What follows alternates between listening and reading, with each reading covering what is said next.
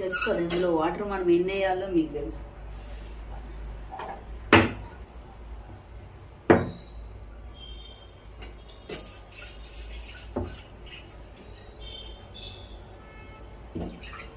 సరిపోతాయి.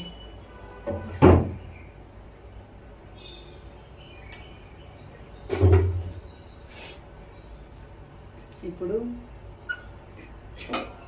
మనం స్టవ్ ముట్టించాలి, ఆ విషయం మనకు తెలుసు. స్టవ్ వెలిగించాలి అన్న విషయం.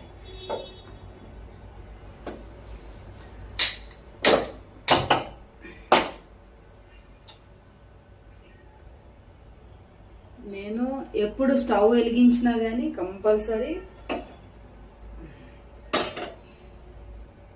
మొక్కుతాను దేవుడికి. సో ఇప్పుడు కూడా అలానే మొక్కాను. ఈ వాటర్ అయ్యేలోపు నేను కొంచెం రైస్ పెట్టుకోవాలి. సో రైస్ పెట్టుకోవాలి, ఈ వాటర్ అవుతుంది కదా, వాటర్ అయ్యేలోపు రైస్ పెట్టుకుంటాను.